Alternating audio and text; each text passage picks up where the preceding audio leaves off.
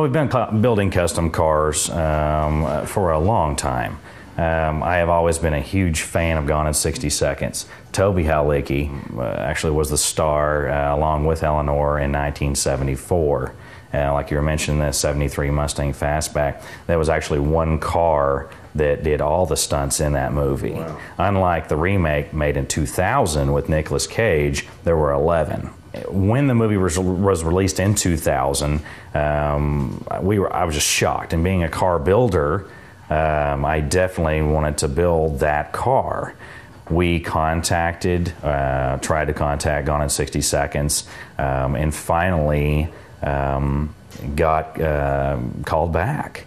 And surprisingly enough, they came out here, researched our facility, looked at kind of the quality we build in a car, and we worked the deal out. It took some time. There was a lot of research from their side. They checked a lot of references on our company and saw the quality of car we can build, and we made the deal. The 535 horsepower model starts at $139,900. That's $139,900. The 750 horsepower model that's supercharged and intercooled starts at $189,900. This is where the Eleanor styling and design and bodywork is done, right here.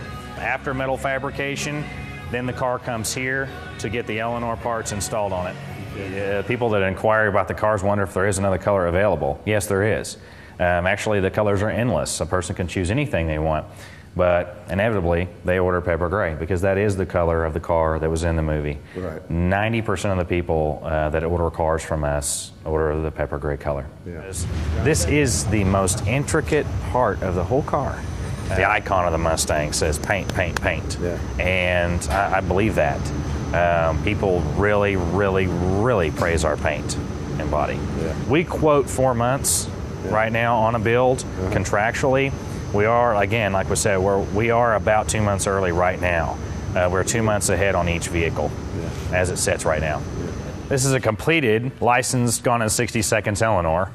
As you can kind of see here, this is an emblem that we produce, unavailable to the public. She has her own design. You see the wheel well flares here, the lower rocker with the exhaust, which is functional. Your upper scoops also allow fresh air inside the car. These are all Eleanor specific parts. The lower scoops are as well. They cool the rear brakes. We create ducting inside this scoop to cool the rear brakes. A little small detail we do on Eleanor and all the licensed cars, the tag number on the rear of this car is the tag number in the remake movie. The 17-inch PS Engineering wheels, these were on the movie as well. These are made by one gentleman out of California, and they're a handmade wheel. These are spun aluminum monolita mirrors. They are specific to Eleanor. As you can see, we smooth the underside of the hoods. The Gone in 60 Seconds logo is painted on.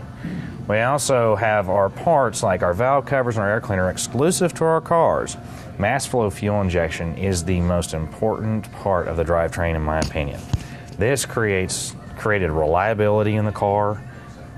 Everyday start up and drive. Cold weather, you don't have to pump the car like you would a classic vehicle. You start it up and you go. This is the 535 horsepower car. This is a 410 cubic inch stroker motor based off of a 351 Windsor. The 750 horsepower motor is a 427 stroker motor, still based off a 351 Windsor, but is supercharged with a 14-pound intercooled ProCharger. Again, none of these parts you're seeing on this car today are for sale to anybody. Only available if you purchase a car from Classic Recreations that is a licensed Gone in 60 Seconds car.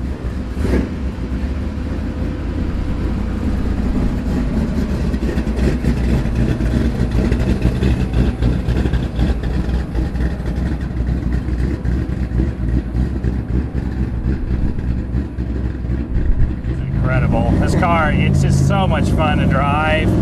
It's definitely got enough power to, at any time, do whatever you'd like.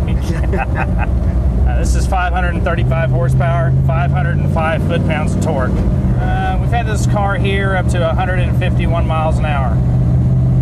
That would be at the air part. Yes, sir. When you're on private pavement. Absolutely. Yeah.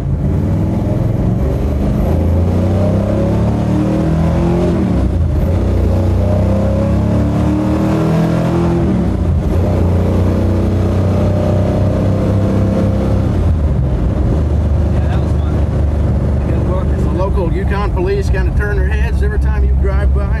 Yeah, you know, I caught a couple of them. They'll follow us. If they see the car, they'll follow the car. But once they realize what it is, most of them back away because they realize this is a collector car and I'm not driving like a maniac. Yeah, there you go.